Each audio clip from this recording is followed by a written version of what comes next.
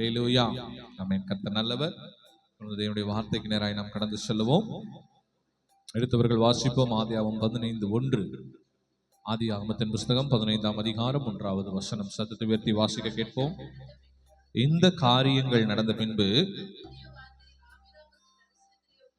கர்த்தருடைய வார்த்தை ஆபிராமுக்கு தரிசனத்திலே உண்டாகி அவர், ஆபிராமே, நீ பயப்படாதே, நான் உனக்கு கேடகமும் உனக்கு மகா பெரிய பலனுமா இருக்கிறேன் என்றார். வரலையே சொல்லுவோமா? அல்லேலூயா. என்ற ஒரு காரியத்தை நாம் கவனிக்க வேண்டும். கர்த்தர் ஒரு வார்த்தை சொன்னால் அந்த வார்த்தையில் அர்த்தங்களும் ஆழங்களும் புதைந்திருக்கும். எத்தனை பேர் விசுவாசிக்கிறீங்க? அதை நாம் ஆராய்ச்சி செய்வது it is not an easy thing.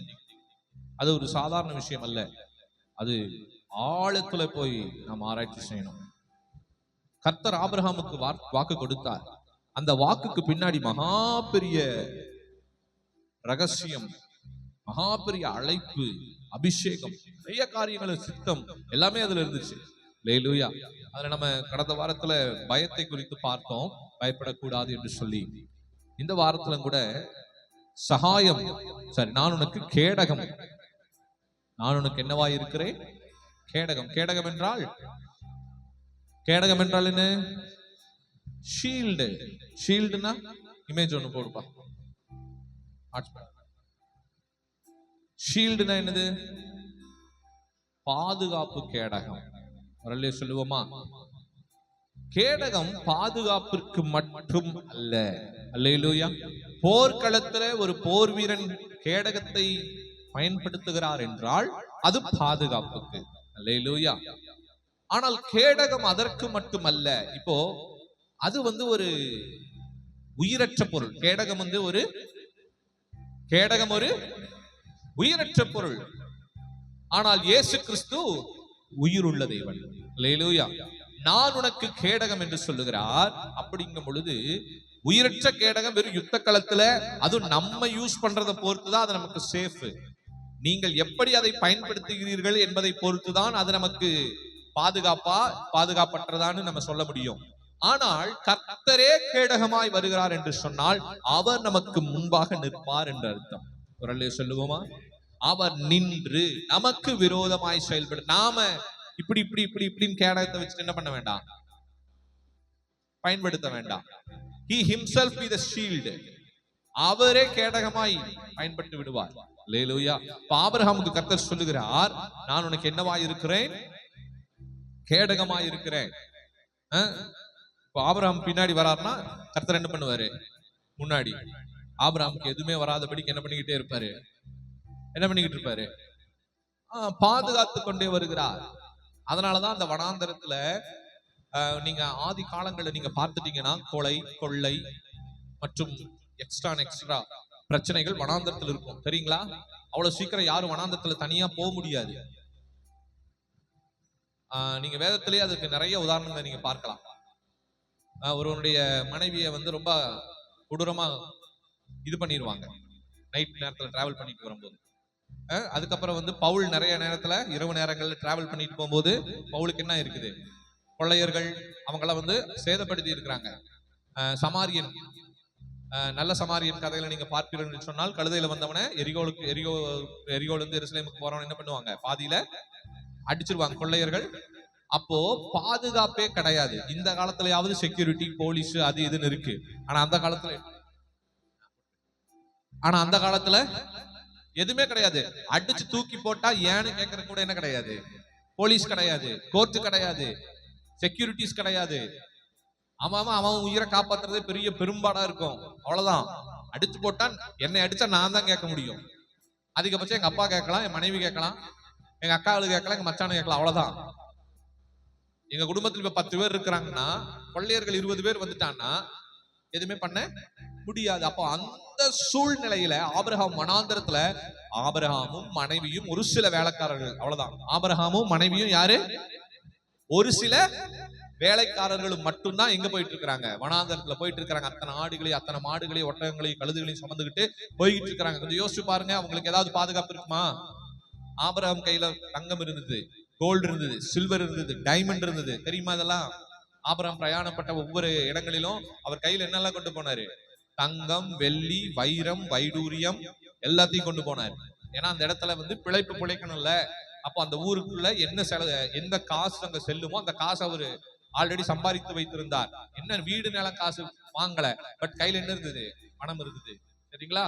So Abraham ஒரு செல்வ சீமானாய் தான் இருந்தார். நல்லா புரிஞ்சுங்க. இதான் கேடகம். கேடகமா டோர் மார் ரவுண்டு கேடகம். வேற நல்ல கேடகம் எடுங்க, டைமண்ட் மாதிரி எடுங்க.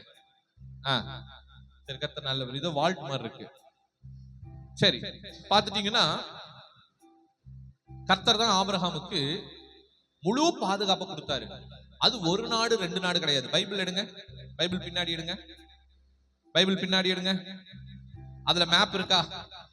எத்தனை? 3 மேப் இருக்கும் பாருங்க. 3 மேப்ல முதல் மேப் படிங்க. அது என்ன மேப்?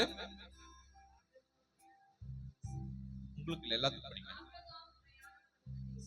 ஆபிரகாம் பிரயாணம் பண்ணின தேசங்கள். ஏரியாக்கள் இல்ல. நம்மள எந்த ஏரியா? அதிகபட்சம் கோயம்புத்தூர் சுத்தி இருப்பீங்க, அதிகபட்சம் மேட்டுப்பாளையத்தை சுத்துவோம், அதிகபட்சம் ஸ்டேட் டு ஸ்டேட். அது டூர் தான் நம்ம போவோம். ஆனா ஆபிரகாம் தேசம் விட்டு தேசம். இந்தியானா சைனா, சைனா விட்டா பாகிஸ்தான், பாகிஸ்தான் விட்டா ஆப்கானிஸ்தான். தேசங்களுக்கு நடுவே பிரயாணப்பட்ட ஒரு மனிதன். அல்லேலூயா. நம்ம அப்பா முற்பிதாக்கள்ல மூத்த பிதா யார்? ஆபிரகாம். உங்களை மாதிரி என்ன மாதிரி கிடையாது. நம்ம பிழைப்பிற்கு அதிகபட்சம் ஒரு 50 கிலோமீட்டர் தூரத்துல சுத்துவோமா? அதுக்கும் அதிகபட்சம் ஒரு 100 கிலோமீட்டர் தூரத்துல சுத்துவோமா? அதுக்கும் அதிகபட்சம் ஒரு 200 கிலோமீட்டர் தூரம்னு வச்சுக்கோங்களேன். அவ்வளவு தூரம் சுத்துவீங்களா? ஆனா ஆபிரகாம் தேசம் விட்டு தேசம், நாடு விட்டு நாடு, மாநிலம் விட்டு மாநிலம், கடல் கடந்து, ஆறுகளை கடந்து, நதிகளை கடந்து பிரயாணம் பண்ணினார். பாதுகாப்பு வேணுமா வேண்டாமா? வேணுமா வேண்டாமா? 10 மணிக்கு மேல லேடிஸ் வெளியே வர முடியுதா? 11 மணிக்கு மேல தனியா வர முடியுமா? சரி, லேடிஸை விடுங்க. நீங்க கையில காதுல எல்லாம் மோதிரம் எல்லாம் போட்டு ஒரு ஜென்ஸே வச்சுக்கோங்க. நல்லா பர்சனல் நல்லா ஏடிஎம்ல இருந்து பணம் எடுத்து வச்சிருக்கீங்க, ஒரு 50-60 ஆயிரம். இது 4 பேருக்கு தெரியற மாதிரியே நடக்குதுன்னு வச்சுக்காங்க. எல்லாம் தெரியும் உங்க கையில காசு இருக்குன்னு. ஒரு 12 மணி 1 மணிக்கு எந்த ஒரு வண்டி வாகனம் இல்லாம நடு ரோட்ல அப்படி ஜம்மு நடந்து வர முடியுமா? ஏதோ ஒரு சூழ்நிலை என்ன பண்ணப்படும்? கைப்பற்றப்படும். யாராவது திருடிடுவான், இல்ல ஏதோ நடக்கும். ஆனா ஆபிரகாம் அத்தனை வெள்ளி, அத்தனை வைடூரியம், அத்தனை தங்கம், ஆடு மாடு, அதோட ஒரு மனைவியா 2 மனைவியான்னு தெரியல, மனைவிகள், அதோட சேர்ந்து வேலைக்காரர்கள் எல்லாத்தையும் கூட்டிட்டு தனி மனிதனாக தேசங்களுக்கு தேசம் விட்டு பிரயாணம் பண்ணுகிறான். அந்த மேப் பாருங்க. அந்த மேப் ஃபுல்லா ஒரு பிரயாணம் பண்ணுன தேசங்கள் தான். என்னது? சீப்புரு தீவு, தூபாலு, பத்தான் ஆறாமு, பாபிலோன் சாம்ராஜ்யம், கல்தேயா, ஏலாமு, ஊரு, அதுக்கப்புறம் ஏதோமு, ஹோசேன், அரபியா, இப்படி சிவந்த சமுத்திரம், இப்படி பல சீனாய், இப்படி பல மலைகள், பல தேசங்கள், பல ஆறுகள், நதிகளை கடந்து டிராவல் பண்ண ஆளு. அப்ப அவருக்கு பாதுகாப்பு வேணுமா வேண்டாமா? கர்த்தர் சொல்றார், நான் உனக்கு என்னவா இருக்கிறேன்?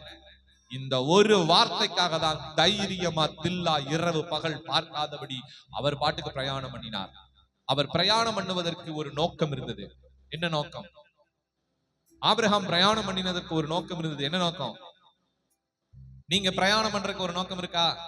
அதே போல ஆபிரகாம், ஆனா ஆபிரகாமுக்கு எந்த ஒரு சுய லாபம் அதுல இல்ல.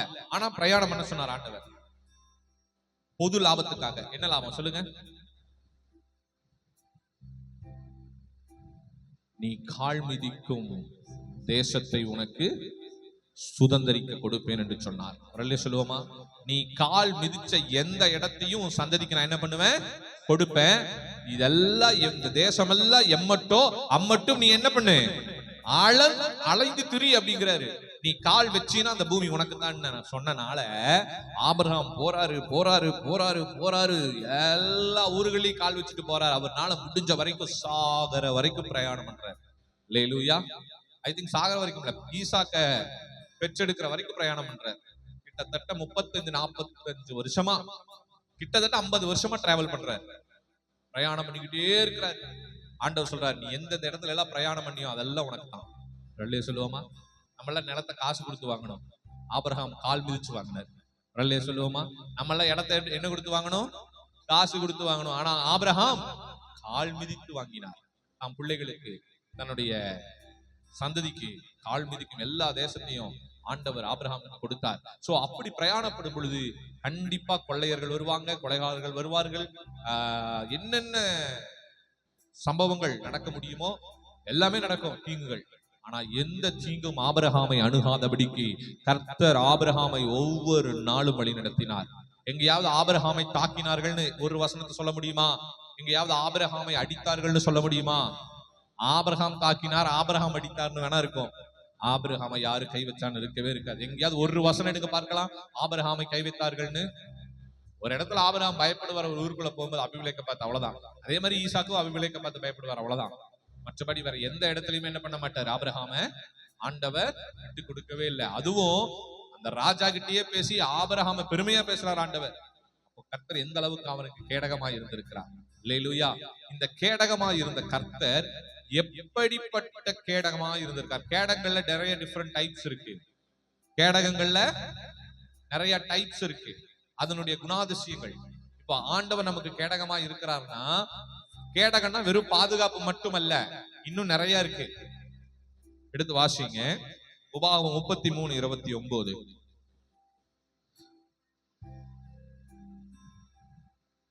உபாகமம் 33:29. டக்குனு, இஸ்ரவேலே நீ பாக்கியவான், கர்த்தரால் ரட்சிக்கப்பட்ட ஜனமே உனக்கு ஒப்பானவன் யார்? உனக்கு சகாயம் செய்யும் கேடகமாய் இருக்கிறார். வரலையே சொல்லுவோமா? கர்த்தர் இங்க என்ன கேடகமாய் இருக்கிறார்? சகாயம் என்றால் எடுத்துட்டீங்களா? சகாயம் என்றால் ஆங்கிலத்தில் என்ன சொல்லப்படுகிறது பாருங்க. சகாயம், சகாயம் உபாகமம் 33:29. சகாயம் என்னங்க? உதவி. சகாயம்னு என்னது? உனக்கு உதவி செய்யும் கேடகம். நீ உதவிக்கு அலைந்து திரிய வேண்டாம், நான் உனக்கு உதவி செய்றேன். எந்த மனுஷங்கிட்டையும் நாடி போக வேண்டாம். அம்மா அருமையா சாட்சி சொன்னாங்க, ஒரு பரிசுத்தவான் எனக்கு உதவி செய்தார். வரலையே சொல்லுவோமா? அந்த வார்த்தை எனக்கு பிடிச்சிருந்தது. இவங்கன்னு பேரெல்லாம் சொல்லல, ஒரு பரிசுத்தவான். அப்படின்னா என்ன அர்த்தம்னா, ஆண்டவர் ஏதோ யாரோ மூலியமா பேசி இருக்கிறார், அவ்வளவுதான். அந்த மனிதனே உதவி செஞ்சிருந்தாலும் அந்த மனிதன் கிட்ட பேசினது யாரு? ஆண்டவரா தான் இருக்கும். நமக்கு சகாயம் செய்யும் கேடகம் அவர்தான். நமக்கு ஏற்ற வேளையில ஏற்ற உதவிகளை, ஏற்ற ஒத்தாசைகளை செய்ய அவரால் தான் கூடும். எத்தனை பேர் விசுவாசிக்கிறீங்க? நீங்க அலைஞ்சு தெரியலாம், ஆனா உதவி அவர் தான் செய்யணும். அல்லேலூயா. அதுக்கு அவர் சமூகத்திலே உட்கார்ந்துட்டா உதவி தன்னால வருமா? வரும். அவர் சமூகத்தில் உட்கார்ந்தாலே வரும்னு சொல்லலாம். சொல்லுவோமா? என்னுடைய காலேஜ் படிக்கும்போது, நான் ஸ்கூலிங் படிக்கும் போதெல்லாம் ஃபீஸ் கட்டுவதற்கு ரொம்ப கடினமா இருக்கும். ஒண்ணும் இல்லை, அங்கிளாட்டி பிசினஸ் செஞ்சுட்டு இருந்த வரைக்கும் ஓகே. அவங்க பிசினஸை விட்டு ஊழியத்துக்கு வந்ததுக்கு அப்புறம் ரொம்ப கடினமான பாதைகள், ஒவ்வொரு நாளும் கடினமான பாதைகள். ஆனா அவங்க எப்போ ஊழியத்துக்கு வந்தாங்களோ அப்போ எங்களுடைய படிப்புகளை குறைக்கவே இல்லை. எப்படி நார்மலா நாங்க படிச்சுட்டு இருந்தோமோ, இங்கிலீஷ் மீடியம் மற்றும் காலேஜஸ் ஆஸ் யூஷுவல் அப்படியே படிக்க வச்சாங்க. ஊழியத்துக்கு வந்துட்டோம்னு சொல்லிட்டு தரத்தை தாழ்த்தல, படிப்பை கம்மி பண்ணல. அகைன் அது அப்படியே மூவ் ஆயிட்டு இருக்குது. அப்ப ஊழியத்துல வருமானம் பாத்தீங்கன்னா மாசம் 1500 ரூபாய். உங்களுக்கு 1000, அம்மாக்கு 500. 1500 ரூபாய் தான் சம்பளம் ஊழியத்துல. ஆரம்பத்துல எப்படி வாரத்துக்கு 5000 10,000 ஆன்டி கையில இருக்கும். அவங்க பிசினஸ் பண்ணிட்டு இருக்கும் போது வாரத்துக்கு 5000 10,000. எப்போ நான் சொல்றது 25 வருஷத்துக்கு முன்னாடி, 25-30 வருஷத்துக்கு முன்னாடி வாரத்துக்கு 5000 10,000 ஆன்டி கையில வரணும். வரலைன்னா மறுபடியும் இறங்குவாங்க. போய் அந்த 5000 10,000 கலெக்ஷன் பண்ணா விடவே மாட்டாங்க. அத்தனை பிசினஸ் பண்ணிட்டு இருந்தாங்க 2 பேரும் சேர்ந்துட்டு. எல்லா பிசினஸும் பண்ணிட்டாங்க. அவங்க பண்ணாத பிசினஸே கிடையாது. எல்லாம் லோக்கல் பிசினஸ் தான், ஹைஃபையான பிசினஸ் கிடையாது, லோக்கல் பிசினஸ். சோ வாரம் 5000 10,000 கையில நிற்கும். ஊழியத்துக்கு வந்தா மாச வருமானம் எவ்வளவு? ஊழியத்துக்கு வந்தா மாச வருமானம் 1500. வாரம் 5000 10,000 சம்பாதிச்சுட்டு இருந்த கையை மாசத்துக்கு எவ்வளவு வாங்குது? வெறும் 1500 வாங்குச்சு. ஏன்னா வீடு இங்க நம்மளுக்கு இருக்குது, கரண்ட் பில்லு தண்ணி பில்லுக்கு எந்த ஒரு இது இல்லை, தேவைகள் இல்லை. அதனால வெறும் 1500 ரூபாய் வைத்து 3 பேரையும் படிக்க வைத்து 3 பேரையும் கட்டி கொடுத்து கடைசி வரைக்கும் அது அதிகபட்சம் அது எவ்வளவு தெரியுமா ஆச்சு? 3000 தான் ஆச்சு. 2017 வரைக்கும் அது 3000 தான். 2017க்கு அப்புறம் ஜீரோ ஆயிடுச்சு. அதுவும் 2017க்கு அப்புறம் அப்பத்துல இருந்து இப்ப வரைக்கும் என்னது? ஜீரோ சம்பளம்.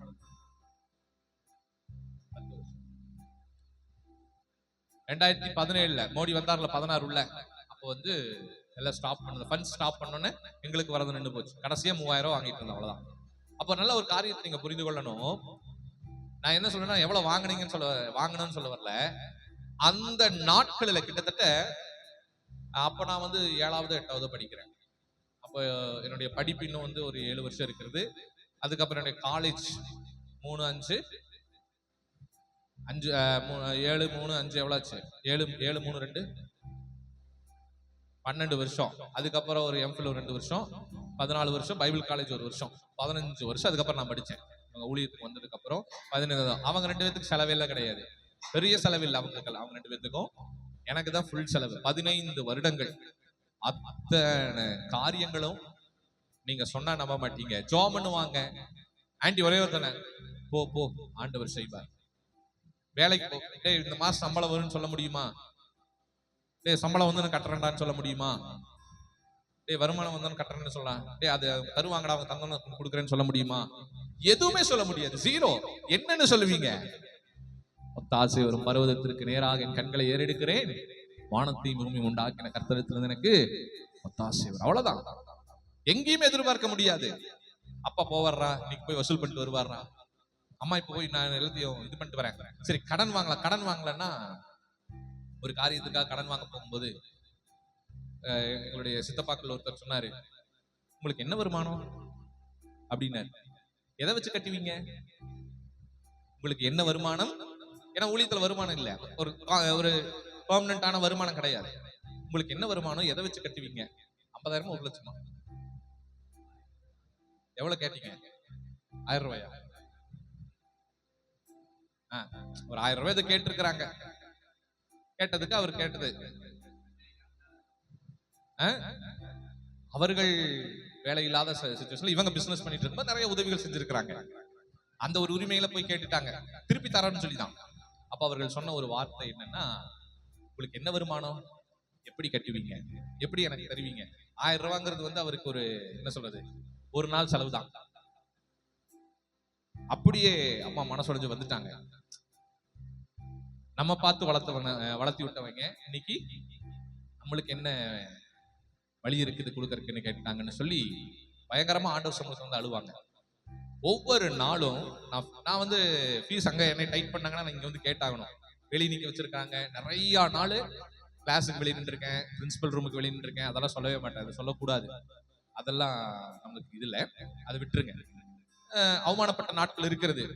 அப்ப எங்க அப்பா கால் பண்ணிடுவாங்க. அவர் வந்து அங்க பர்மிஷன் வாங்குவார். நிறைய நாட்கள் அப்படி போச்சு. ஒவ்வொரு தடவையும் அந்த ஃபீஸ் கட்டும் போது நான் என்னுடைய தாயாரிடத்துல போய் கேட்கும் போது அவங்க எந்த ஒரு நம்பிக்கையும் வச்சிருக்க மாட்டாங்க. அவங்க ஒரு ஆண்டவர் செய்வார். பிரல்லைய சொல்லுவோமா? சகாயம் அங்கிருந்து தான் வரணும். ஏன்னா நம்ம என்ன செய்யறோம்? ஊழியம் செய்யறோம். நம்மளுடைய எஜமான் யாரு? நம்ம ஓனர் யாரு? நம்ம முதலாளி யாரு? அவருதான். அவர் பார்த்து கொடுத்தா நான் கொடுக்குறேன். நான் கேட்டிருக்கேன். அப்ப வேண்டாம், எதுக்கு அதை படிச்சுட்டு நான் பேசாம வேற கவர்மெண்ட் காலேஜ் ஸ்கூல்ஸ்ல போய்க்கிறேன். அது முடியாது. நீ கண்டினியூ பண்ணு, அதை பத்தி உனக்கு என்ன? அவங்க இன்னைக்கு வரைக்கும் சாகர நாள் வரைக்கும் ஏதாவது தேவைன்னு போய் கேட்டா இதுக்கு காசு இல்ல, அதுக்கு காசு இல்லைன்னா காசை பத்தி உனக்கு என்ன கவலை? அவங்க கேட்கிற ஃபர்ஸ்ட் கொஸ்டின், அது முடியாது, இது முடியாது, அவ்வளவு ஆகுது இவ்வளவு ஆகுதுன்னா அது ஒண்ணு வேணும், அது நம்ம செய்யணும்னா அவங்க ஃபர்ஸ்ட் கேட்கிற ஒரே ஒரு கேள்வி, காசை பத்தி உனக்கு என்ன கவலை? போ, ஆண்டவர் செய்வார். அல்லேலூயா. சாகர வரைக்கும் இந்த வார்த்தை தான் அவங்க வாயில அடிக்கடி வரும். அதை பத்தி உனக்கு என்ன கவலை? நீ போ, ஆண்டவர் செய்வார். நீங்களா கஷ்டத்தை சொல்லி தானே வளர்த்துவீங்க குழந்தைகளை. ஒரு நாள் எங்க அம்மா அப்பா என்ன கஷ்டம் சொல்லி வளர்த்துனதே இல்லை. கஷ்டத்துக்கு பதிலாக ஆண்டவர் சொல்லி தான் வளர்த்துனாங்க. சில பேர் சில நாட்கள்ல கஷ்டத்தை எல்லாம் நீங்க என்கிட்ட வந்து சொல்லும் பொழுது உங்களுடைய கஷ்டங்களை சொல்றீங்க, தப்பில்லை. ஆனா அதை சொல்லாதீங்க, அது சொல்லாதீங்க. கஷ்டப்பட்டு நம்ம வளர்த்துறக்கு கர்த்தர் ஒண்ணு நம்மள என்ன கிடையாது, அவ்வளோ கடினமான தகப்பன் கிடையவே கிடையாது. அதனால கஷ்டங்கிறது அவங்களோடய வச்சுக்கிட்டாங்க. எங்க கிட்ட சாகர வரைக்கும் கஷ்டத்தை சொல்லவே இல்லை. ஏதாவது சொல்ல வந்தா அதெல்லாம் நாங்க எத்தனையோ பார்த்துட்டோம் போடா அப்படின்னு சிம்பிளா முடிச்சிருவாங்க. அப்பவே தெரிஞ்சுக்கோ அவ்வளவு பட்டு இருக்கிறாங்க. எஸ், ஒவ்வொரு ஸ்டெப்பும் அவ்வளவு கடினமான பாதைகள் தான். அவங்க சேலரி, அம்மா சேலரி வாங்குற இடம் இந்த இடம் தான். இந்த இடம் இல்லாட்டி இந்த இடம். இங்க வந்து முட்டி போட்டு முழங்கால் பட்டி போட்டு ஜாம் பண்ணிக்கிட்டு இருப்பாங்க. அவ்வளவுதான். ஏற்ற வேளையில ஏற்ற நேரத்துல இந்த ஒத்தாசைகளை கர்த்தர் அனுப்புவார். 15 வருடம் என்னுடைய படிப்பு, என்னுடைய சகோதரிகளுக்கு உண்டான காரியங்கள், அவருடைய திருமணம், என்னுடைய திருமணம் மற்றும் சகல விதமான வசதிகள், காரியங்கள் எல்லாமே. இதுல என்ன ஒரு ஸ்பெஷல்னா, என்னுடைய வருமானத்தையும் எங்க சின்னக்கா வருமானத்தையும் எங்க அம்மா அப்பா கையில கூட வாங்கினதில்லை.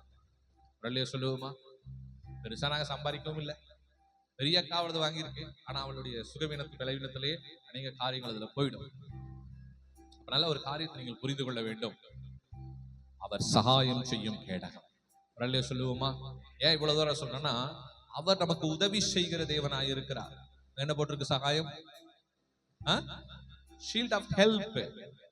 உதவி அவர் தருவார். அவருடைய பிள்ளைகளுக்கு அவர் தான் உதவி செய்யணும். உண்மையாய் நீங்கள் அவரை நம்பும் பொழுது அந்த உதவி உங்களை தேடி வரும். நீங்க தேடி போன இன்னைக்கு வரைக்கும் அந்த 15 வருஷம் சொன்னீங்களா படிப்பு, ஒரு நாள் அவங்க தேடி போய் நில்லுடா அவங்க தரேன்னாங்க நான் போய் வாங்கிட்டு வரேன் அப்படி ஒரு நாள் என்கிட்ட சொல்லிட்டு போனதில்லை. வரும், கட்டுறோம், போ. அல்லேலூயா. வரும், கட்டுகிறோம், போ. நாங்கள் போவோம், அவர்கள் தருவார்கள், அப்பொழுது கட்டுகிறோம். அப்படி சொன்னதே கிடையாது. சில நாட்கள்லாம் பார்த்துட்டீங்கன்னா காலேஜ்ல ரொம்ப டைட் ஆயிரும். கேஜில எல்லாம் ரொம்ப ஸ்ட்ரிக்ட். அந்த எல்லோ ஃபார்ம் கொடுத்துருவாங்க ஃபீஸுக்கு. எல்லோ ஃபார்ம் சரி எழுதி அப்பாட்டு கொடுத்துட்டு போ. சுத்தமா உங்க கையில காசு இருக்காது.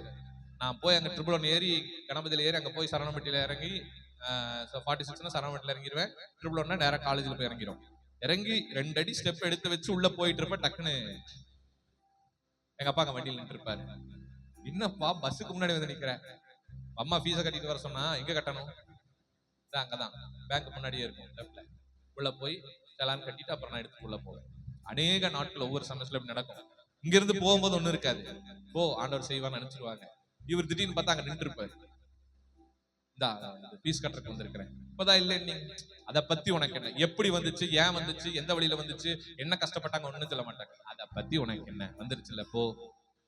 முரளிய சொல்லுவோமா, என்னைக்காவது கர்த்தர் உங்களை கஷ்டத்தை சொல்லி உங்களை வழி நடத்தி இருக்கிறாரா? ஏசப்பா ஏசப்பா என்னைக்கா தன்னுடைய கஷ்டத்தை உங்களுக்கு சொல்லி இருக்கிறாரா? சொல்லி இருக்கிறாரா? சொல்லுங்க, சொல்லி இருக்கிறாரா? சொல்லவே மாட்டார். அவருடைய வருத்தங்களையும் கஷ்டங்களையும் பாடுகளையும் அவர் என்னைக்கும் சொல்லவே மாட்டார். ஆனா நம்ம தான் என்ன பண்ணிட்டே இருப்போம், கஷ்டத்தையும் பாடுகளையும் சொல்லுவோம். ஃபர்ஸ்ட் என்ன சொல்லணும்னா ஆண்டவரை மட்டும்தான் சொல்லி கொடுக்கிறோம். சொல்லுவோமா, கஷ்டப்பட்டு வாழணும்டான்னு எங்க அப்பாவும் சரி எங்க அம்மாவும் சரி சொன்னதே கிடையாது. ஏசப்பா இல்லாம வாழ முடியாதுறான்னு தான் சொல்லி கொடுத்துருக்காங்க. சொல்லுவோமா, ஏசப்பா இல்லாம வாழ முடியாதுடா, அவரு தான்டா முக்கியம். எங்க 3 பேருக்கு அது மட்டும்தான். இன்னைக்கு வரைக்கும் ஆகட்டும், ஒரு நாளும் நீ கஷ்டப்பட்டாதான் வாழ்க்கையில நல்லா இருப்ப, கஷ்டப்பட்டாதான் வாழ்க்கையில முன்னேறுவேன்னு சொன்னதே கிடையாது. அவர்கள் சொன்ன ஒரே வார்த்தை, ஏசப்பா இல்லைன்னா வாழ்க்கை இல்லை, ஏசப்பா இல்லைன்னா வாழ முடியும். எத்தனை நாட்கள் தெரியுங்களா? வேலைக்கு நான் வந்து பிரயாசப்படும் பொழுது அதுல தோல்வியை பார்க்கும் பொழுது எங்க அம்மா சொல்ற ஒரே ஒரு இல்லையா, போய் ஜோம்னு போ, சந்தோஷமா என்னைக்காவது லீவ் கிடைச்சா போதும். லீவ் தான் இன்னைக்கு ஃபாஸ்டிங் டைம் போட்டுரு, போ போ போ இன்னைக்கு ஃபாஸ்டிங் போட்டுரு. எப்ப ஸ்கூல்ல சரி காலேஜ்ல சரி லீவு கிடைச்சா போதும், ஒரு நாள் ஃப்ரீயா இருந்தா போதும். எங்க அம்மா சொல்ற முதல் வார்த்தை, போய் இன்னைக்கு உபவாசம் போட்டு ஜோம்னு போ. முதல்ல இன்னைக்கு ஃப்ரீயா இருக்கு, அந்த வேலை செய்ய. ஒரு நாள் எந்த வேலையும் கையில வாங்கினது இல்லை. அவங்க அதிகபட்சம் என்னைய மோட்டிவேட் பண்ண ஒரே விஷயம் ஆண்டவர் மட்டும்தான். சொல்லுவோமா, லீவு விட்டுட்டாலே போதும். நான் ஏதாவது யோசிச்சுக்கிட்டு இருப்பேன், டக்குன்னு வந்து சொல்லுவாங்க, சரி எல்லாத்தையும் லைட் கிட்டு ரூம் எல்லாத்தையும் ஆஃப் பண்ணிட்டு சர்ச்சுக்கு போய் ஆஃப் டே உபவாசம் போட்டு ஜோம் பண்ணிட்டு அப்புறவா 12 மணிக்குமா அவங்களே வந்துருவாங்க. ரூம் எல்லாம் லைட் எல்லாம் ஆஃப் பண்ணிட்டு வெளியே வந்து கதையும் பண்ணிட்டு வந்துருவாங்க. நீங்க பண்ணுவீங்களா அப்படி உங்க பசங்க பிள்ளைகளுக்கு? பண்ண மாட்டோம். ஏன்னா ஒரு நாள் தானமா லீவு கிடைக்குது, ஒரு நாள் தானமா. நீங்க நம்புனா நம்புங்க, படிச்சப்பவும் சரி, வேலைக்கு போகும்போது சரி, காலேஜுக்கு போகும்போது சரி, இன்னைக்கு வரைக்குமே சரி. இன்னைக்கு கொஞ்சம் ஆண்டோடைய சமூகத்துல ஃப்ரீ, ஆனா ஒரு நாளும் எனக்கு லீவு நான் ஃப்ரீயா இருந்தேன் அப்படின்னு எனக்கு கிடையாது. வரலையா சொல்லுவோமா, எப்பப்பெல்லாம் நான் காலேஜுக்கு போகும்போதாகட்டும் வேலைக்கு போகும்போதாகட்டும் லீவு கிடைக்குதோ அப்பப்பெல்லாம் ஒரு மீட்டிங், அப்பப்பெல்லாம் ஒரு பிரேயர், அப்பப்பெல்லாம் ஒரு ஃபாஸ்டிங், அப்பப்பெல்லாம் ஒரு ஜெபம். சொல்லுவோமா? எதற்கு இதெல்லாம்னா, நமக்கு சகாயம் செய்யும் கேடகம் அவர் இருக்கிறார், ஹெல்ப்புக்கு அவர் இருக்கிறார். எதுக்கு உலகத்துல பயந்து பயந்து வாழணும்? சொல்லுங்க, எதுக்கு பயந்து பயந்து வாழணும்? அப்படி வாழணும்னு அவசியமே இல்லை. உதவிக்கு அவர் இருக்கிறார். அந்த இப்போ நமக்கு உதவிக்கு யாராவது இருந்தாங்க நமக்கு பயம் வருமா? உதவிக்கு நமக்கு யாராவது இருந்தா பயம் வருமா? கண்டிப்பா வரவே வராது. அப்ப ஏசப்பா வச்சுக்கிட்டு நீங்க எதுக்கு பயப்படுறீங்க? எதுக்கு அந்த கஷ்டத்தை சொல்றீங்க? எதுக்கு அந்த கஷ்டத்துல அப்படி வாழணும்? ஏன் அவ்வளவு கஷ்டப்படணும் ஏசப்பா வச்சுக்கிட்டு? ஒண்ணும் இல்ல, நடந்து போயிட்டு இருந்தோம், கஷ்டப்படக்கூடாதுன்னு தான் சைக்கிள் வாங்கினோம். சைக்கிள்ல போயிட்டு இருந்தோம், அதுலயும் கொஞ்சம் கஷ்டமா தெரிஞ்சது. கஷ்டப்படக்கூடாதுன்னு என்ன வாங்கினோம்? பைக் வாங்கினோம். பைக் போல அதுவே கஷ்டமா இருந்துச்சு. பைக்ல போனா கஷ்டமா இருக்கு, இப்ப என்ன பண்ணலாம்? ஒரு காரு வாங்குவோம். இனி போக போக காருமே ஒரு கஷ்டமா இருக்குது, ஒரு 9 சீட்டர் வாங்குவோம். இப்போதைக்கு 5 சீட்டர் பத்தாது, 9 சீட்டர் வாங்குவோம். அப்ப 9 சீட்டர்ல போயிட்டு இருப்போம், இதுவுமே கொஞ்சம் கஷ்டமா தான் இருக்குது. இப்ப என்ன பண்ணலாம்? ஒரு டிரைவர் போட்டுக்குவோம். எப்படி? அப்போ எந்த அளவுக்கு கஷ்டம் தெரியாம நம்மளால வாழ முடியுமோ அந்த அளவுக்கு நம்ம வாழ்ந்து கொண்டு இருக்கிறோம். எத்தனை பேருக்கு சத்தியம் புரியுது? கஷ்டப்படுறதுக்கு யாரும் இல்ல, கஷ்டம் தெரியாம வாழணும். ஆண்டவர் நீ அப்படி ஏன் ஒவ்வொன்றும் மெதுவா கஷ்டப்படாம நீ வாழணும்? ஒரேடியா என்ன சார்ந்துரு. சொல்லுவோமா?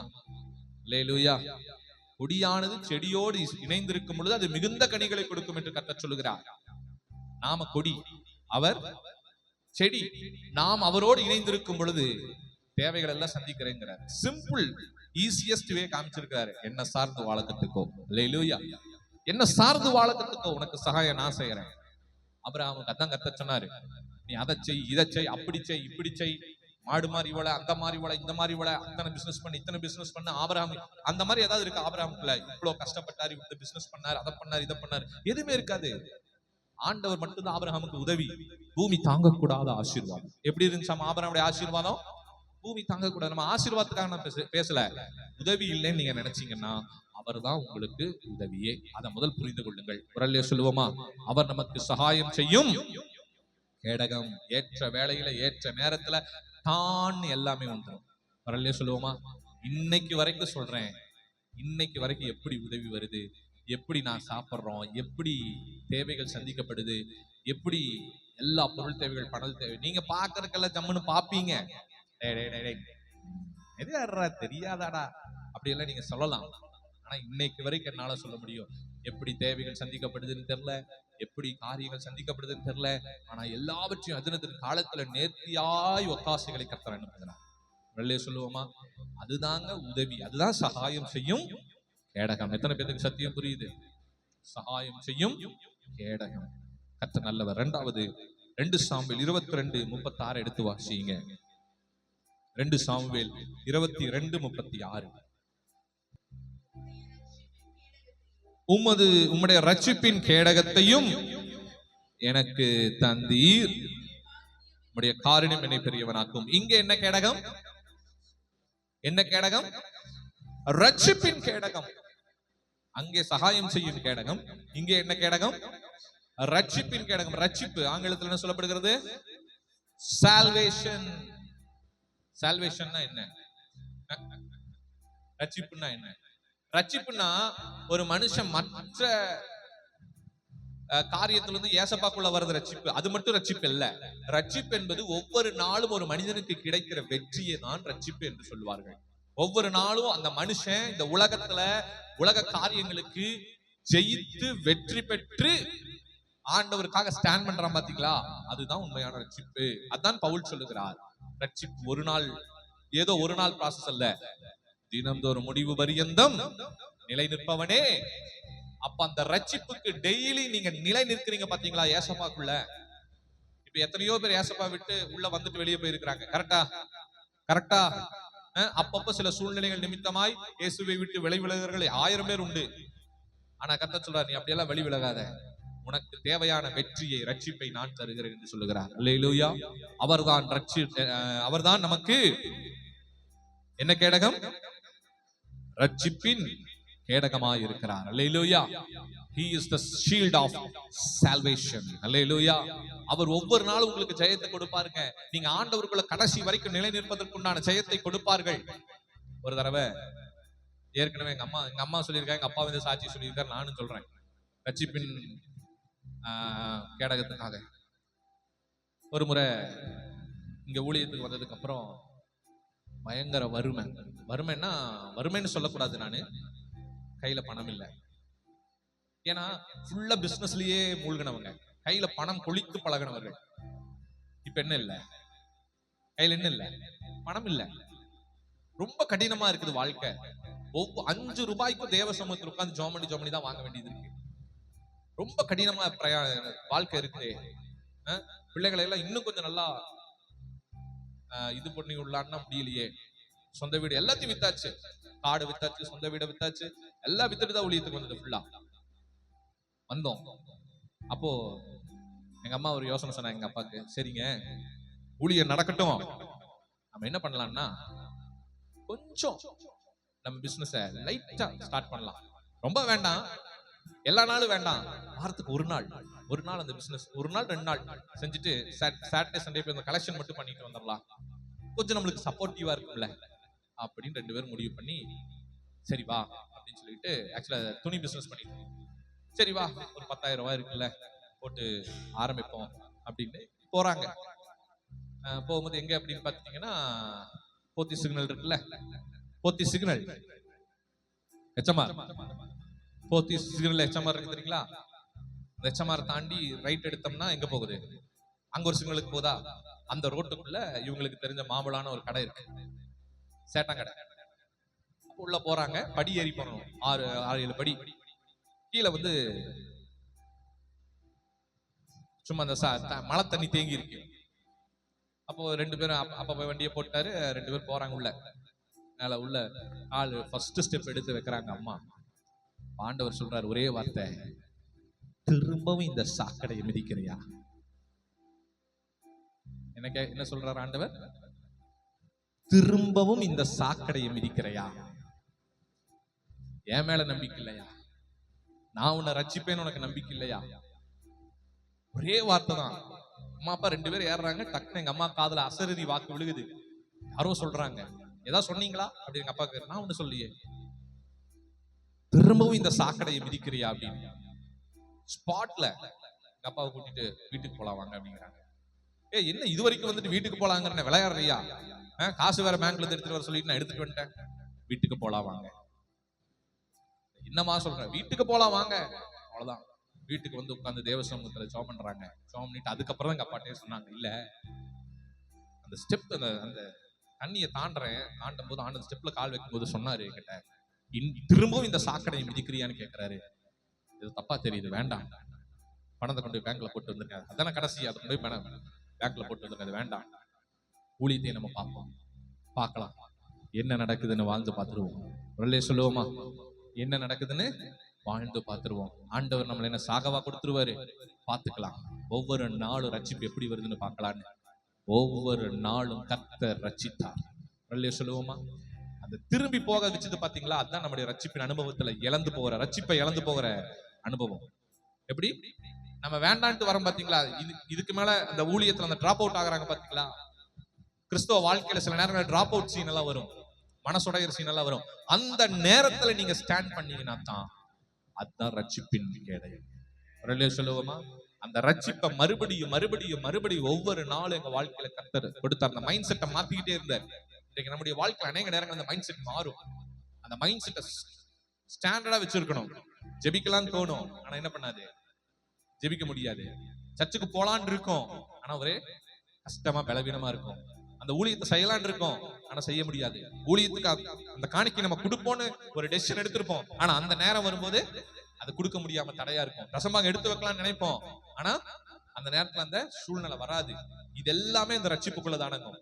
நீங்க அந்த டிராப் அவுட் ஆகிற அந்த ஒவ்வொரு இடங்கள்லயும் மறுபடியும் உங்களை கரம் பிடித்து தூக்கி அந்த ரட்சிப்பை உங்களுக்கு நிலைப்படுத்துகிறவர் நம் தேவனாகிய கர்த்தர் ஒருவரே. வரலையே சொல்லுவோமா, அதான் சொல்றாரு, முடிவு பரியந்தம் நிலை நிற்பவனே ரட்சிக்கப்படுவாங்க. நிலை நிற்கிற அனுபவம் தான் ரட்சிப்பு. அல்லேலூயா. ஒவ்வொரு நாளும் எவ்வளவு கஷ்டம், எவ்வளவு பாடுகள், எவ்வளவு போராட்டங்கள், உபத்திரவங்கள் வந்தாலும், எத்தனை பலவீனங்கள் வந்தாலும் கடைசி வரைக்கும் கர்த்தருக்குள்ள நிக்கிறீங்க பாத்தீங்களா, அவன் தான் உண்மையான ரட்சிப்பை பெற்றவன். சரிங்களா? ஏதோ ஒரு நாள் நான் வேற ஒரு மதத்துல இருந்து இன்னைக்கு ஏசப்பாக்குள்ள வந்துட்டேங்கிறது ரட்சிப்பல்ல. ஒவ்வொரு நாளும் நமக்கு போராட்டம் உண்டு. ஒவ்வொரு நாளும் பிசாசு நம்மளை என்ன பண்ணுவான்? போராடிட்டே இருப்பான், மைண்டுக்குள்ள பூந்து விளையாடுவான். அந்த ரட்சிப்பின் அனுபவத்தை ஒவ்வொரு நாளும் புதுப்பித்து தொடர்ந்து ஓடுவதற்கு பலனை கொடுக்கிறது தான் ரட்சிப்பின் கேடயம். எத்தனை பேருக்கு சத்தியம் புரியுது? ரட்சிப்பின் கேடயம் சாதாரணம் இல்ல. எத்தனை 12 வருஷம் ஆண்டவர் ஆபிரகாமோட பேசலங்க. அழைத்த தேவன் 12 வருஷம் பேசல. டிராப் அவுட் ஆகிற சூழ்நிலை ஆயிடுச்சு. இதுக்கு மேல கர்த்தர் பின்னாடி நான் போக முடியாது அப்படிங்கிற மாதிரி யோசிக்கிறான். கர்த்தர் மறுபடியும் அவனுக்கு வாக்கு கொடுக்கிறார். சொல்லுவோமா? எப்பப்பெல்லாம் ஆபிரகாம் சோர்ந்து சோர்ந்து சோர்ந்து சோர்ந்து விழுகிறானோ அப்பெல்லாம் அந்த ரட்சிப்பின் அனுபவத்தை மறுபடியும் கர்த்தர் புதுப்பிக்கிறார். அல்லேலூயா. தாவீது சொல்ற ரட்சணிய பாடல்கள் என்னை சூழ்ந்து கொள்ளும்படி நீர் செய்வீர். அந்த ஜெயம் எடுக்கிற வாழ்க்கை. ஆண்டவர் வேணுமா வேண்டாமா? ஜெபம் பண்ணலாமா வேண்டாமா? சர்ச்சுக்கு போலாமா வேண்டாமா? காணிக்க கொடுக்கலாமா வேண்டாமா? தசமாக எடுத்து வைக்கலாமா வேண்டாமா? ஆண்டவருக்காக அந்த ஊழியத்தை செய்யலாமா வேண்டாமா? இப்படி 2 ஆப்ஷன்ல வரும் பொழுது நீங்க அது ஆண்டவருக்கு நிக்கிறீங்க பாத்தீங்களா? ஏவா பியான்னும் போது ஆண்டவருக்கு நிற்கும் போது அதுதான் நீங்க ரட்சிப்புல ஜெயம் பெற்றீங்க. ஆண்டவர் இல்லாம அந்த ரட்சிப்பு வராது. அப்படி பின்வாங்கி போனவர்கள் 1000 உண்டு, அந்த ரட்சிப்பின் கேடயம் இல்லாதபடி. இன்னைக்கு நீங்களும் நானும் ஸ்டாண்ட் பண்ணியிருக்கோம் ஆண்டவருக்குள்ள. அதுதாங்க ரட்சிப்பின் கேடயம். ஆபிரகாம் ஸ்டாண்ட் பண்ணாரு. அந்த விசுவாசத்துல வல்லவனாய் மாறுற அளவுக்கு ஸ்டாண்ட் பண்ணதுக்கு காரணம்னா கர்த்தரே அவனுக்கு ரட்சிப்பின் கேடயமா இருந்தனாலதான் அவனால ஸ்டாண்ட் பண்ண முடிஞ்சது. எத்தனை பேருக்கு சத்தியம் புரியுது? கர்த்தரே அவனுக்கு கேடகமா இருந்தனாலதான் அவனால ஸ்டாண்ட் பண்ண, ரட்சிப்பின் கேடகமா இருந்தனால அவன் ஸ்டாண்ட் பண்ண முடிஞ்சு. எந்த மனுஷனாலையும் தனக்கு தானே ஸ்டாண்ட் பண்ணி நிக்க முடியாது ஆண்டவருக்குள்ள. சின்ன சின்ன பிரச்சனை வந்தா விலகி போடிடுவான், சின்ன பலவீனம் வந்தா விலகிடுறான், சின்ன சுகவீனம் வந்தா பிரேயர் பண்ண முட்டுறான், சர்ச்சுக்கு வராம முட்டுறாங்க, காணிக்கை கொடுக்க முடியாம முட்டுறாங்க, ஊழியம் செய்ய முடியாம போயிடுறாங்க. என்ன நடந்தாலும் ரட்சிப்பின் அனுபவத்தை மட்டும் விட்டு கொடுத்துடக்கூடாது. சொல்லுவோமா? அதுதான் ரட்சிப்பின் கேடயம். அதுதான் ரட்சிப்பின் கேடயமா இருந்தார். அல்லேலூயா. 3வது சங்கீதம் 5:12 வாசிங்க. நீர் நீதிமானை ஆசீர்வதித்து காருண்யம் என்னும் கேடகத்தினால் அவனை சூழ்ந்து கொள்ளுவீர். ஒரு சொல்லுவோமா? அவன் நீதிமான் தான், ஆனா அவனுக்கு என்ன வேணும்? இங்க என்ன கேடயம்? என்ன கேடயம்? காருண்யம் என்னும் கேடகம். காருண்யம் என்ன ஆங்கிலத்துல பாருங்க? ஃபேவர். ஃபேவர் தானே? It's with favor, without compassion. Favour. கர்த்தருடைய கண்களில ஒரு ஃபேவர். இப்ப நீங்க போறீங்க, போற இடத்துல உங்களுக்கு காரியம் வாய்க்கணும்ல. ஆபிரகாம் உள்ள போறாரா? எங்க எகிப்துக்குள்ள போறாராமா? எகிப்தின் ராஜாவுடைய கண்களில் அவனுக்கு தயவு கிடைத்ததுன்னு வேதம் சொல்லுகிறது. அபிமெலேக்கு ஊருக்கு வரான். வேதம் சொல்லுகிறது அபிமெலேக்குடைய கண்களில் ஆபிரகாமுக்கு தயவு கிடைத்தது. எஸ்தர் ராஜாத்தி 3 நாள் உபவாசம் போட்டுட்டு எங்க போறா? ராஜா கிட்ட போறா. பொற்செங்கோல நீட்டணும். வேதம் சொல்லுகிறது ராஜாவின் கண்களில் எஸ்தர் ராஜாத்திக்கு ஒரு ஃபேவர் கிடைத்தது, தயவு கிடைத்தது. காருண்யம். இந்த தயவு கர்த்தருடைய கண்கள் இருந்து நமக்கு கிடைக்கணும். சொல்லுவோமா? நீங்க எல்லாத்துக்குமே கிடைச்சிருக்குது. அதனாலதான் நீங்க எல்லாம் உயிரோடு இருக்கிறீங்க, ஜீவனோடு. அல்லேலூயா. ஆண்டவருடைய கண்களில உங்களுக்கு ஒரு ஃபேவரை கர்த்தர் கட்டளையிட்டு இருந்தார். காருண்யம் உங்களுக்கு கொடுத்தார். அந்த காருண்யத்தினாலதான் 4-5 வயசுலயே பிக்ஸ் வந்து போக வேண்டியவன் நானு. இன்னைக்கு வரைக்கும் கர்த்தர் நிறுத்தி வச்சிருக்க அந்த ஃபேவர், அந்த காருண்யத்தை பாராட்டினார். அம்மா சொன்னாங்க, செத்துட்டேன்னு நினைச்சேன், சாகர மாதிரி கிடந்தேன், ஆனா அவருடைய ஃபேவர், காருண்யம். யாரோ 2 பேர் என்னை எடுத்து என்னை உபசரிச்சு என்னை மறுபடியும் பசேத்தி விட்டு மறுபடியும் கர்த்தர் ஜீவனை கொடுத்தார். இந்த ஃபேவர் யார் செய்யறது? சொல்றாரு, நீ பயப்படாத, நான் உனக்கு கேடகன்னா இத கேடகத்துக்கு பின்னாடி இதெல்லாம் இருக்கு. Favour, the shield of favor. காருண்யம் என்னும் கேடயம். அத காருண்யான்னு பேர் வச்சிருக்காங்க. ஆண்டவருடைய தயவுல கிடைச்சது அப்படின்னு. டிஜிஎஸ் ஐயா இதுக்கு என்ன பேர் வைக்கும் போது என்ன பேர் வைக்கணும்? அப்பா அந்த இடத்த வாங்கும் போது அவர் கையில ₹1 இல்ல. அப்போ ஆனா இடத்த பாத்துட்டாங்க, கையில காசு இல்ல, முட்டி போட்டு அந்த இடத்துல ஜாம் பண்ணிட்டு போயிட்டாரு. அப்போ சடனா ஒருத்தங்க கால் பண்ணி, இந்த மாதிரி உங்களுக்கு ஒரு காணிக்கை கொடுக்கலான்னு இருக்கிறோம். சரி எவ்வளவு அப்படின்னு பார்த்தா, அந்த இடத்துக்கு எவ்வளவு டோக்கன் அட்வான்ஸ் பேசிட்டு வந்தாரோ அந்த காசு இங்க காணிக்கையா வருது. அப்போ அந்த இடத்த போய் ரெஜிஸ்டர் பண்ணி வைக்கிறாரு. அப்ப இது உண்மையாலுமே இது பிரேயர் ஸ்தலமா தான் இந்த இடத்துல இருக்கணும்னு சுத்தி இருந்த பாஸ்டர்ஸ் எல்லாம் சொல்றாங்க, ஐயா இதுக்கு என்ன பேர் வைக்கலாம், இதுக்கு என்ன பேர் வைக்கலாம். அப்போ அவர் சொன்னாராமா, இது என் பலத்துல வரல, அவருடைய கருணையில வந்திருக்குது, காருண்யான்னு பேரு. வரலையே சொல்லுவோமா, என்னுடைய பலத்துல வரல, அவருடைய கருணையில வந்திருக்குது, காருண்யான் பேர் வைனாராம் அந்த ஐயா. வரலையே சொல்லுவோமா, காருண்யம் என்பது அவருடைய கண்களில் கிடைக்கிற ஒரு தயவு. அல்லேலூயா. அவருடைய கண்கள் நம்மை பார்க்கும் பொழுது ஐயோ பாவம் அவனுக்கு அதை செய். வரலையே சொல்லுவோமா, அதுதான் தயவு, அதுதான் காருண்யம். காருண்யம் என்பது அவருடைய கண்கள்ல இருந்து நமக்கு கிடைக்கிற தயவு, ஃபேவர். ஆண்டவருடைய கண்கள் உங்களுக்கு எப்போ ஒரு ஃபேவர் இருக்கு தெரியுங்களா? மனுஷன் தான் நமக்கு தயவு பாராட்ட மாட்டான், மனுஷன் தான் நமக்கு மனசரங்க மாட்டான். ஆனா ஆண்டவர் எப்பொழுதுமே நமக்கு என்ன பண்ணுவாரு, மனதில் நீங்க என்ன பாவம் செஞ்சாலும் again he gives a chance. நம்ம எத்தனை தடவை பாவம் செஞ்சாலும் திரும்பவும் ஒரு வாய்ப்பை நமக்கு தருவார். நம்ம எத்தனை தடவை மீறுதல் செய்திருந்தாலும் திரும்பவும் ஒரு வாய்ப்பை தருவார். கர்த்தர் தாவீதுக்கு திரும்பவும் ஒரு வாய்ப்பை கொடுத்தார். சிம்சோனுக்கு கர்த்தர் தயவு பாராட்டினார், திரும்பவும் ஒரு வாய்ப்பை கொடுத்தார். சாலமோனுக்கு திரும்பவும் ஒரு வாய்ப்பை கர்த்தர் கொடுத்தார். அல்லேலூயா. கர்த்தர் எல்லோருக்கும் காருண்யம் நிறைந்த தேவனாய் இருக்கிறார். அல்லேலூயா. அதான் கருணாமூர்த்தின்னு ஒரு படம் வந்துச்சு பொதிகை டிவியில 1900கள்ல, ஞாபகம் இருக்கான்னு தெரியல. இயேசுவினுடைய சிலுவை பாடுகளை கருணாமூர்த்தின்னு சொல்லி எடுத்திருப்பாங்க. அந்த காருண்யம், அந்த கருணா அப்படிங்கிறது ஹிந்தியில அது வந்துச்சு. கருணா அப்படின்னா காருண்யம் என்று அர்த்தம். கருணாமூர்த்தி, கருணையின் தேவன், நமக்காக கருணை காட்டுகிறவர். எல்லாத்தையும் எல்லா ஃபேவர், ஆண்டோடைய கண்கள்ல எனக்கு ஃபேவர் இருந்தா போதும், எப்பேற்பட்ட கதவு எனக்கு திறக்கும், எப்பேற்பட்ட சூழ்நிலையும் மாறும், எப்பேற்பட்ட வாழ்க்கையும் கர்த்தர் உயர்த்த வல்லவராய் இருக்கிறார். அதான் ஃபேவர், காருண்யம். சொல்லுவோமா, காருண்யம் என்னும் கேடகம். ஆபிரகாமுக்கு கர்த்தர் காருண்யம் என்னும் கேடகமாய் இருந்தார். அதே தேவன் தான் உங்களோடும் இருப்பார். நான் என் சைடு இருக்கிற சாட்சியை சொல்லிட்டேன், உங்க ஒவ்வொருத்தரும் எழுப்பினா நீங்க 1000 சாட்சி சொல்லுவீங்க. ஐ நோ, எங்களை விட அதிக பாடுகளின் ஊடாய் உபத்திரவங்களின் நீங்களாம் வந்திருப்பீங்க. உங்களுக்கு இந்த சத்தியம் புதுசா இருக்காது. ஆனா கர்த்தர் ஆவியானவர் இந்த நாள்ல உங்களுக்கு நினைப்பூட்டுகிறார். அல்லேலூயா. மறுபடியும் தொடர்ந்து நீங்க முன்னேறணும்ல, அதுக்கு உங்களுக்கு ஒரு பூஸ்ட் கொடுக்கணும்ல. ஆண்டவர் சொல்லுகிறார், நான் காருண்யம் என்னும் கேடகத்தினால் உன்னை சூழ்ந்திருக்கிறேன். அவருடைய ஃபேவர் நம்மளை சூழ்ந்திருக்குது. மனிதனுடைய தயவு சூழ்ந்திருக்கணும் அவசியம் இல்லை. மனுஷ கண்ணில் நமக்கு தயவு கிடைக்குதோ இல்லையோ, ஆண்டவருடைய கண்கள்ல தயவு கிடைக்குது. எப்பவுமே எங்க அம்மா நான் ஸ்கூலுக்கு போகும்போது ஒரு வார்த்தை சொல்லி ஜெபம் பண்ணுவாங்க.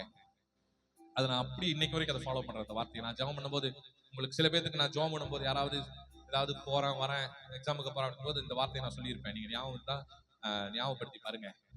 மனுஷ கண்களை தயவு கொடுங்க ஆண்டவரே, உலகத்தாருடைய கண்களை தயவு கொடுங்க. எங்க அம்மா ஜெபம் பண்ணிட்டு 3வதா சொல்லுவாங்க, முதலாவது உம்முடைய கண்கள்ல இவனுக்கு ஒரு தயவை கொடுங்க அப்படிம்பாரு. இந்த வார்த்தையை நான் எல்லாத்துக்குமே யூஸ் பண்ணியிருப்பேன். உம்முடைய கண்கள்ல ஒரு தயவை கொடுங்க. அல்லேலூயா. ஆண்டவருடைய கண்கள். நான் ஸ்கூலுக்கு போகும்போது எப்பவுமே இந்த வார்த்தையை சொல்லுவாங்க, உம்முடைய கண்களை இவனுக்கு ஒரு தயவை கொடுங்க. காலேஜுக்கு போகும்போது சொல்லுவாங்க, உம்முடைய கண்களை இவனுக்கு ஒரு தயவு கொடுங்க. வேலைக்கு போகும்போது சொல்லுவாங்க, உங்க கண்ணில் இவனுக்கு ஒரு தயவு இருக்கணும். அல்லேலூயா. எல்லாத்தையும் சொல்லுவாங்க, மனுஷனும் சொல்லுவாங்க, அவங்க சொல்லுவாங்க, எல்லாத்தையும் சொல்லிட்டு கடைசியா சொல்லுவாங்க, எல்லாத்துக்கும் மேல உங்க கண்கள் இவனுக்கு ஒரு தயவு இருக்கணும். அல்லேலூயா. கர்த்தருடைய கண்களில் எப்பொழுது நமக்கு ஒரு தயவு உண்டு, அதுவே காருண்யம். அதுவே காருண்யம். சாகர வரைக்கும் அந்த ஃபேவர் உங்க மேல இருக்கும். அதனாலதான் இன்னைக்கு நீங்களும் நானும் ஜீவனோடு இருக்கிறோம். எத்தனை பேருக்கு சத்தியம் புரியுது? அடுத்தவங்களை கம்பேர் பண்ணாதீங்க, உங்க வாழ்க்கையை நீங்களே என்ன பண்ணுங்க, பரிசோதித்து பாருங்க, காருண்யம் எப்படி எல்லாம் வேலை செஞ்சிருக்குன்னு. 4வது கடைசி எபேசியர் 6:16. எபேசியர் 6:16 எடுத்து வாசிப்போம். பொல்லாங்கண்ணியும் அக்னி ஆஸ்திரங்களை எல்லாம் அவித்து போடத்தக்கதாய் எல்லாவற்றிற்கும் மேலாக விசுவாசம் என்னும் கேடகத்தை பிடித்துக் கொண்டவர்களாயும் நில்லுங்கள். வரலையே சொல்லுவோமா, விசுவாசம் என்னும் கேடகம். அல்லேலூயா. வாழ்க்கையில வேதம் சொல்லுகிறது, பொல்லாங்கன் எய்யும் அஸ்திரங்கள், பிசாசு நம்மளுக்கு விரோதமா என்ன எய்வானாம், அக்னி ஆஸ்திரங்களை எய்வான். அப்பொழுது நீங்கள் பயன்படுத்த வேண்டிய ஒரே ஒரு காரியம் விசுவாசம் என்னும் கேடயம். வரலையே சொல்லுவோமா. நிறைய நெகட்டிவ் தாட்ஸ் உள்ள வருதா, சூழ்நிலைகளை பார்க்கும்போது நிறைய தவறான எண்ணங்கள் வருதா, தப்பா போயிருமோன்னு என்ன தோணுதா, விசுவாசத்தை முன்னாடி நிறுத்துங்க. வரலையே சொல்லுவோமா, விசுவாசத்தை முன்னாடி நிறுத்துங்க. அடிக்கடி என் தாய் தகப்பன் சொல்றது, நீ யார நம்புற, இந்த வார்த்தையை கேட்பாங்க எப்பவுமே. நீ யார நம்புற, ஏதாவது அவிசுவாசமா பேசிட்டாங்கன்னா போதும், நீ யார நம்புற. எங்க அப்பா யாராவது ஏதாவது பெரிய மனுஷங்களை பெருமையா பேசிட்டாங்க, எங்க அம்மா சொல்லுவாங்க, யோ நீ யார நீ நம்புற? நீ ஆண்டவன் நம்புறியா அந்த பெரிய மனுஷன் நம்புறியா? சொல்லுவோம், அடிக்கடி இந்த வார்த்தையை சொல்லுவாங்க, ஆண்டவர் மேல விசுவாசத்தை வையுங்க போதும். விசுவாசிக்கிறியா? ஆண்டவர் தன்னுடைய அற்புதங்கள் எல்லாவற்றிலும் மேக்சிமம் ஆஃப் த மிராக்கிள்ல அவர் கேட்கிற முதல் கேள்வி, நீ என்னை விசுவாசிக்கிறாயா? சொல்லுவோமா? ஏன்னா விசுவாசிக்கும் போது பொல்லாங்கனியும் அக்னி அஸ்திரங்கள் ஒன்றும் இல்லாமல் போய்விடும்.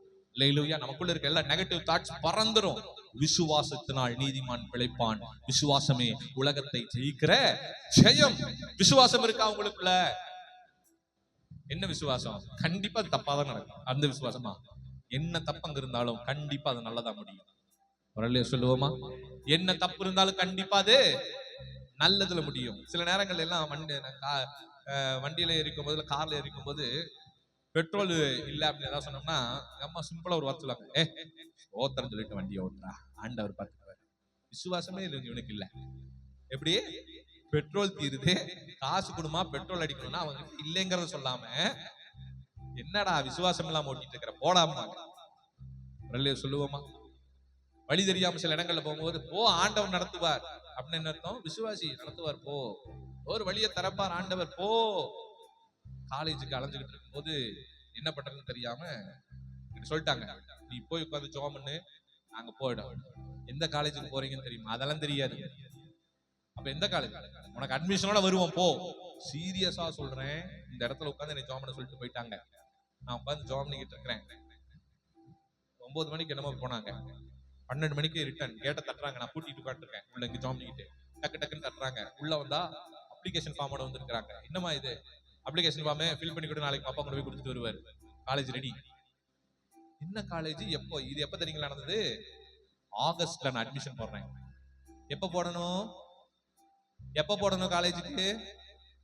ஜூன்ல போடணும், இல்ல மேல போட்டா தான் ஜூன்ல உள்ள போவாங்க. 2 மாச கிளாஸ் எனக்கு முடிஞ்சது. காரணம், கவுன்சிலிங்ல இருந்தேன். இன்ஜினியரிங் கிடைக்கும்னு சொல்லிட்டு ஒரு மனம் பிரமையில உட்காந்துட்டேன். எடுத்த மார்க்குக்கு வெத்தலை வாக்கத்துல வச்சு கொடுப்பாங்கன்னு நினைச்சேன். கடைசியில ஒண்ணுமே தரல. வேண்டாம், கொடுத்த எதுவுமே கொடுக்கல, கிடைக்கல. நான் நினைச்சது கிடைக்கல. நான் எதிர்பார்த்த ஆரம்பிக்க கிடைக்கல. பயங்கர பிரயாசப்பட்டேன். இறங்காத காலேஜே கிடையாது. நாய் மாதிரி இளைஞ்சேன். வாங்காத பேம்ப்ளெட்ஸ் கிடையாது. 6 மாசம் எல்லா பேம்ப்ளெட்ஸையும் ஃபுல்லா ரெஃபர் பண்ணேன். அத்தனை காலேஜ் கோடு, எத்தனை புக்ஸை வச்சு காலேஜ் கோட்ஸ் எல்லாம் வெரிஃபை பண்ணி ஃபோன் பண்ணி கிட்டத்தட்ட 2 மாதங்கள் எவ்வளவு பிரயாசப்பட்டேன். கடைசியா அதுக்கு முன்னாடி 6 மாதங்கள் பிரயாசப்பட்டேன். கடைசி 2 மாதம் ஒண்ணுமே கிடைக்கல. எல்லாத்தையும் தூக்கி வீசிட்டு வந்து உட்கார்ந்துச்சு. இனி ஆகஸ்ட்ல அட்மிஷன் கிடையாது, இந்த செம் முடியாது, இந்த வருஷம் முடியாது, ஒரு வருஷம் வீட்டுல உட்காருங்கிற மாதிரி ஆயிப்போச்சு.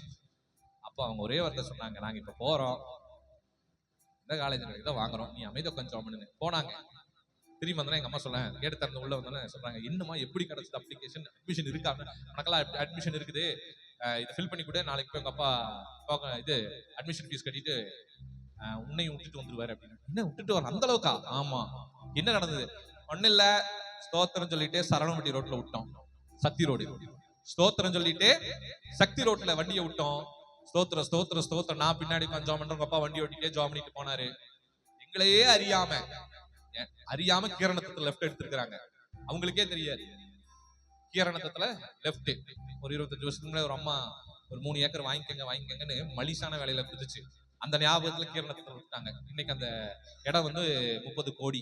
இவங்க மலிசா விட்டுட்டு வந்த இடம் வந்து இன்னைக்கு 30 கோடி.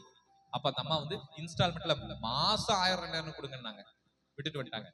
அந்த ஞாபகத்தை விட்டுட்டாங்களோ என்னமோ, கீரணத்துக்கு லெஃப்ட்ல எடுத்துட்டாங்க. எங்க 114 ரோட்ல விட்டுட்டாங்க. உள்ள போய்கிட்டே இருக்கு, ஸ்தோத்திரம் ஸ்தோத்திரம் ஸ்தோத்திரம் ஸ்தோத்திரம். அப்பதான் KGISL ஆரம்பிச்சு 3வது வருஷமோ என்னமோ. அது வரைக்கும் 2 வருஷம் அந்த இடத்துல அது ஃபேமஸே ஆகல. 3வது வருஷம் சரிங்களா, ஃபர்ஸ்ட் பேட்ச் வெளியே போற வருஷம் அது. 2வது வருஷம் ஆரம்பிச்சு 2வது வருஷம் ஃபர்ஸ்ட் பேட்ச் கூட வெளியே போகல. அதுக்கு ஃபர்ஸ்ட் பேட்சே 2வது வருஷம் தான் படிக்குது. இன்னும் 3rd இயரே எங்க ஸ்டார்ட் பண்ணல. KGISL கேம்பஸ் ஏதோ ஆண்டவர் கண்ணுல காமிச்சிருக்கிறாரு. போனாங்க. உள்ள போய் பார்த்தா பிரம்மாண்டமா இருக்குது காலேஜ். KGயோட குரூப் ஆச்சே. அப்புறம் அங்க போய் அட்மிஷன் எல்லாம் கேட்டு பாக்குறாங்க. அட்மிஷன் எல்லாம் முடிஞ்சிருச்சு. 56 ஸ்டூடெண்ட்ஸ் உள்ள இருக்கிறாங்க. மொத்தம் 58 பேர் வேணும். ஒரு நார்த் இந்தியன் 57வது வந்து சேர்ந்துட்டாரு, என்னுடைய நண்பன் ஆதித்யகுமார். அதுக்கப்புறம் ஒரே ஒரு சீட் இருக்குது, CT கம்ப்யூட்டர் டெக்னாலஜி. அது என்னன்னா இந்த வருஷம் தான் அந்த கோர்ஸ் வந்து இன்ஜினியரிங்ல இருந்து அதை எடுத்துட்டாங்க. சிடி ஆக்சுவலா வந்து இன்ஜினியரிங் கோர்ஸ், பிஇசிடின்னு சொல்லிட்டு அப்ப இருந்துச்சு. அதை எடுத்துட்டாங்க, இன்ஜினியரிங்ல வேண்டாம்னு சொல்லிட்டு நாங்க அதை ஆர்ட்ஸுக்கு கொண்டு வந்துட்டோம். கேஜேஎஸ்ல இன்ஜினியரிங் இருக்குது. அப்போ இன்ஜினியரிங் ஆல் ஓவர் இன்ஜினியரிங்ல இருந்து சிடியை தூக்கி பிஎஸ்சி சிடியில போட்டுட்டாங்க. அதனால ஃபர்ஸ்ட் டைம் இறங்கி இருக்குது. 56 பேர் அட்மிஷன் ஆயிட்டாங்க. இவங்களுக்கு காலேஜ் எல்லாம் அப்படின்னு பேசிட்டு அப்ளிகேஷன் வாங்க ஃபார்மையும் வாங்கிட்டு வந்துட்டாங்க. வீட்டுக்கு வந்துட்டு அடுத்த நாள் எல்லாம் ஃபில் பண்ணிட்டு கொண்டு போய் எங்க அம்மா சொல்றாங்க, டே கடவுள் மேல பாரத்தை போட்டு நான் போனேன், நம்மளால காசு கட்ட முடியாது, ஒன்றும் பண்ண முடியாதுன்னு. உன்னை இன்ஜினியரிங் சேர்த்தலையும் ரொம்ப ஃபீல் பண்ணேன். இன்ஜினியரிங்ல இருக்க குரூப் ஆர்ட்ஸுக்கு வந்திருக்குதாமா, போய் எடுத்துக்கோ அப்படின்னு சொல்லிட்டு விசுவாசத்தோடு கண்ணை மூடிட்டு ஸ்தோத்திரம் போய் 9 மணியா 10, 11, 12 3 மணி நேரத்துல அப்ளிகேஷன் ஃபார்மோட அட்மிஷன் வாங்கிட்டு வந்துட்டாங்க வீட்டுக்கு. 3 மணி நேரத்துல. வரலையோ சொல்லுவோமா? கிட்டத்தட்ட 6 மாசமா பிரயாசப்பட்டு கிடைக்கல சீட்டு. சரி வேற வழியே இல்லை, நீ ஆகஸ்ட் நீ படிக்க முடியாது, இனி அடுத்த வருஷம் தான், 1 வருஷம் வீணா போச்சுன்னு நினைச்சிட்டு உட்கார்ந்துட்டு இருக்கிற டயத்துல இந்த அட்மிஷன் கிடைச்சது. வரலையோ சொல்லுவோமா? நான் போன 2 வாரத்துல சுதந்திர தின விழா நடந்துச்சு, ஆகஸ்ட் 15. அப்ப எந்த அளவுக்கு எனக்கு முன்னாடியே அவங்க எல்லாம் ப்ரிப்பேர் ஆயிட்டாங்க. என்எஸ்எஸ்சி NCC எல்லாம் ஆகஸ்ட் 15 ப்ரிப்பேர் ஆயிட்டு இருக்காங்க. பாதி செம் முடிஞ்சிருச்சு. ஆனாலும் கர்த்தர் பாருங்க, விசுவாசத்தோடு போனாங்க. விசுவாசம் என்னும் கேடயம் ஒரு சீட் எனக்குனே வச்சிருந்துச்சு. ஒரு சீட் மட்டும் இருக்குதுங்க. நாங்க 2 மாசமா அந்த சீட் இருக்குதாமா. வரலையே சொல்லுவோமா? இத்தனைக்கும் பயங்கர இதுல அந்த சீட் எல்லாம் மூவ் ஆயிருக்கு. ஒரே ஒரு சீட் மட்டும் 2 மாசமா இருந்திருக்கு. கர்த்தர் நியமித்து வச்சது, அவ்வளவுதான். வரலையே சொல்லுவோமா? விசுவாசத்துல அதை நம்ம சுதந்திரிச்சிட்டோம், அவ்வளவுதான். அப்ப அது விசுவாசம் என்னும் கேடயம் உங்களுக்கு எந்த சூழ்நிலை அது வேலை செய்யும். அது வந்து காலம் தாமதமானாலும் சரி, வாய்ப்பு இல்லைனாலும் சரி, சூழ்நிலை இல்லாலும் சரி, எந்த சூழ்நிலை இருந்தாலும் சரி, விசுவாசிச்சீங்கன்னா கண்டிப்பா அது உங்களுக்கு தேவையான ஆசீர்வாதத்தை முன்னாடி கொண்டு வந்து கொடுக்கும். அல்லேலூயா சொல்லுவோமா? முடியாதவைகளை முடிய செய்யும் என்று விசுவாசம் என்னும் கேடயம். அல்லேலூயா. 4 கேடயம். என்னென்ன கேடயம் பார்த்தோம்? சகாயம் செய்யும் கேடயம். 2வது ரட்சிப்பு என்னும் கேடயம், ரட்சிப்பின் கேடயம். 3வது காருண்யம் என்னும் கேடயம். 4வது விசுவாசம் என்னும் கேடயம். அல்லேலூயா. எத்தனை பேருக்கு சத்தியம் புரியுது? ஆமென். நம்ம எழுப்பி நிற்போமா? ஓ நன்றி தகப்பனே, ஓ நன்றி தகப்பனே இயேசுவே.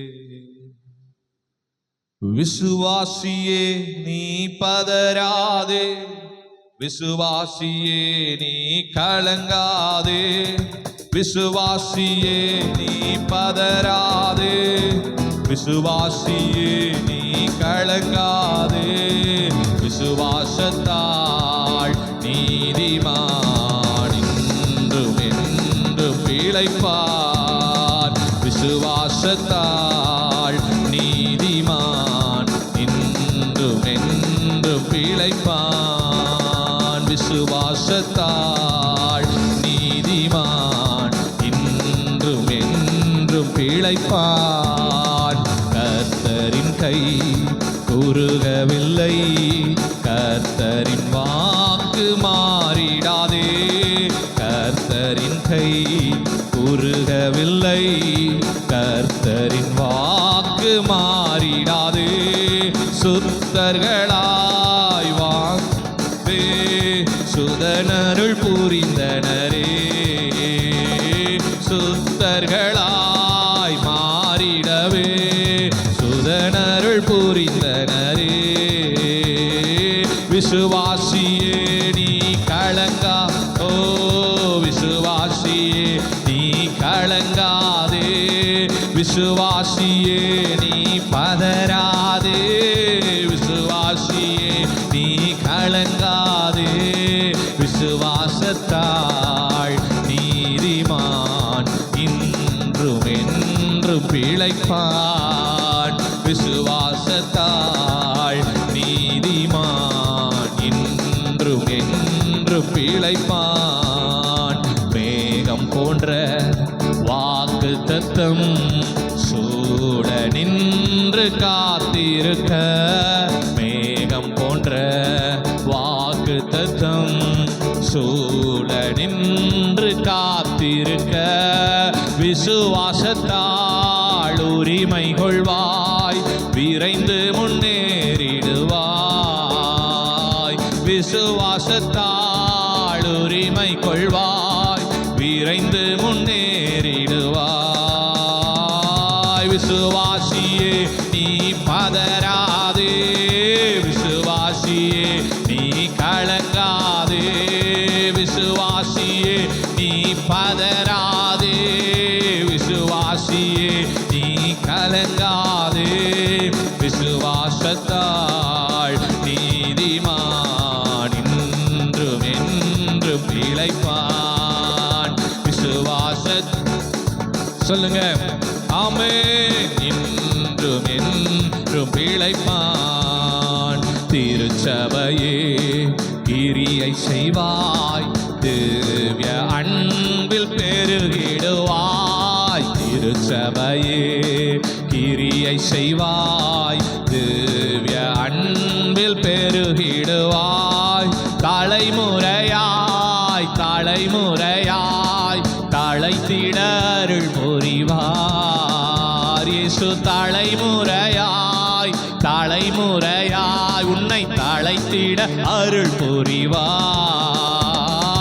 விசுவாசியே நீ பதறாதே விசுவாசியே நீ கலங்காதே சொல்லுங்க விசுவாசியே நீ பதறாதே விசுவாசியே நீ கலங்காதே விசுவாசத்தால் நீதிமான் இன்றும் என்றும் பிழைப்பான் விசுவாசத்தால் நீதிமான் இன்றும் என்றும் பிழைப்பான் கர்த்தரின் கை குறுகவில்லை கர்த்தரின் வாக்கு மாறிடாதே தேவஜனமே கர்த்தரின் கை குறுகவில்லை கர்த்தரின் வாக்கு மாறிடாதே சுத்தர்களாய் மாறிடவே சுதனருள் புரிந்தனரே நாம் சுத்தர்களாய் மாறிடவே சுதனருள் புரிந்தனரே விசுவாசியே நீ பதறாதே விசுவாசியே நீ கலங்காதே விசுவாசியே நீ பதறாதே விசுவாசியே நீ கலங்காதே விசுவாசியே நீ பதறாதே விசுவாசியே நீ கலங்காதே விசுவாசத்தால் நீதிமான் இன்றும் என்றும் பிழைப்பான் விசுவாசத்தால் நீதிமான் இன்றும் என்றும் பிழைப்பான்.